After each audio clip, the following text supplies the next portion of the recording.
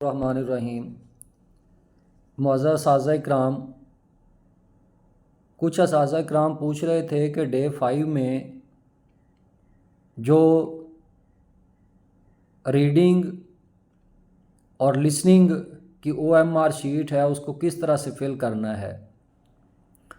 तो आपके सामने ये OMR शीट डिस्प्ले है, तो काइंडली ज़रा इसको देखिएगा कि इसके स्टार्ट में ये दिया हुआ है number of words read in 60 seconds 1 minute, कि वो उर्दू का पैराग्राफ हो या इंग्लिश का पैराग्राफ हो, जब उसको रीड करना है तो जो टेस्ट एडमिनिस्ट्रेटर है उसने देखना है कि 60 सेकंड में बच्चे ने कितने अल्फाज पढ़े हैं 60 सेकंड में, जो फर्स्ट रो में ये दी हैं। आगे जो ये जो रो दी हुई हैं ये 3, अब देखें 0 से लेके तो 9 तक दिया हुआ है फर्स्ट लाइन में, फिर इसी तरह से 0 से लेके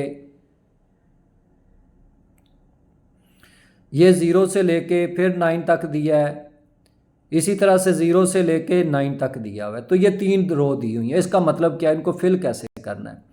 अब देखें कि जो जब बच्चा रीड कर रहा है तो पहले 60 सेकंड में फ़र्ज़ करे कि बच्चे ने 25 अल्फाज पढ़े हैं, तो फिल कैसे करना है इस बबल शीट को। तो जब 25 अल्फाज पढ़े हैं तो आप देखें कि जो रो 1 है यहाँ से आप 0 लेंगे, रो 2 में से आप 2 लेंगे, और जो रो 3 है उसमें से आप 5 लेंगे। तो 0 to 5 मतलब 25।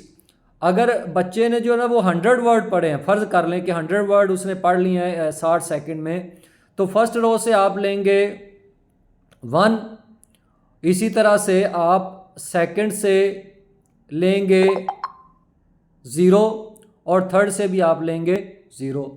अगर बच्चे ने फ़र्ज़ करें कि लिए हैं 109 अगर लिए हैं तो फर्स्ट रो में से आप लेंगे 1, सेकंड में से 0 और थर्ड में से आप 9 लेंगे। तो इस तरह से आपका ये जो 60 सेकंड में पढ़ने वाला पोर्शन है वो फिल हो जाएगा। उसके बाद इसी तरह से आप देखेंगे time spend to read the complete paragraph in seconds. मुकम्मल पैराग्राफ वो इंग्लिश का पैराग्राफ है या उर्दू का पैराग्राफ है, कितने सेकंड में पढ़ा। फ़र्ज़ करें बच्चे ने पढ़ा है जी 200 मिनट में पढ़ा है, तो फर्स्ट रो में से 2 लेंगे, सेकंड में से 0, थर्ड में से 0, मतलब 200। बच्चे ने पढ़े हैं 145, फर्स्ट से 1, सेकंड से 4 और इसी थर्ड से 5, 145 इस तरह से। अब नीचे आप देखें ये एक्स एरर दिया हुआ है, तो जब बच्चा मुकम्मल पैराग्राफ पढ़ रहा है तो यहाँ पे जब वो पहली गलती करेगा तो एक्स लिख देगा, फिर दूसरी गलती पे एक्स, तीसरी पे एक्स, चौथी पे एक्स, पांचवी, जितनी गलतियाँ करे तो वो एक्स एक्स एक्स से लिखता जाएगा। तो बाद में उन जो एक्स एक्स एक्स हर गलती पे उसने लिखा उनको जब काउंट कर लेंगे, फ़र्ज़ करें कि वो गलतियाँ बनी हैं 20, तो नीचे वो क्या करेगा, ये फर्स्ट रो से लेगा 2 और सेकंड रो से लेगा 0, इस तरह से 20 गलतियाँ होगी। अगर उसने गलती की है 5 तो फर्स्ट रो से लेगा 0 और सेकंड से लेगा 5, इस तरह से 5 गलतियाँ हो जाएंगी। इसी तरह से अगर आप देखें स्पीकिंग, तो इसमें आप देखें फर्स्ट जो है ना वो जो सब्जेक्ट या तो आपने खुद से देने हैं, मतलब खुद से देने हैं तो जी, और अगर बच्चे ने खुद सेलेक्ट करने हैं तो एस।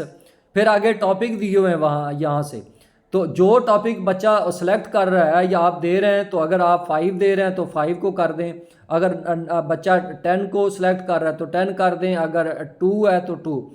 अब फिर नीचे दें time for continue speaking on topic in second. अब बच्चे को आपने इंग्लिश का टॉपिक दिया या उर्दू का टॉपिक दिया या उसने खुद से टॉपिक लिया, तो सेकंड आप बच्चा मुसलसल बोलता रहा टॉपिक के बारे में। फ़र्ज़ किया माई मदर दिया है तो बच्चा जो है ना वो बोलता रहा 60 सेकंड बोलता रहा। तो फर्स्ट रो से आप 0 ले लेंगे, सेकंड रो से आप देखें कि ये 6 ले लेंगे और इसी थर्ड रो से आप 0 ले लेंगे तो 60 हो जाएगा।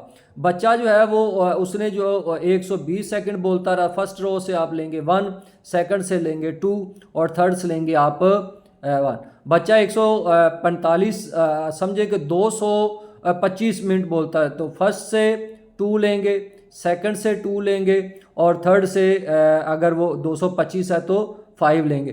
तो इस तरह से आपने इस बबल शीट को फिल करना है। उर्दू के लिए भी इसी तरह से है और इंग्लिश के लिए भी इस तरह से है। उम्मीद करता हूँ कि आपको समझ आ गई होगी कि आपने 5वें दिन की जो उर्दू लिसनिंग और स्पीकिंग, इसी तरह से इंग्लिश रीडिंग और स्पीकिंग, और इसी तरह से जो टॉपिक से रिलेटेड है उस बबल शीट को, OMR शीट को फिल करना आपको समझ आ गई होगी। अगर आपको फिर भी कोई कन्फ्यूजन हो तो काइंडली आप मुझसे राब्ता कर सकते हैं।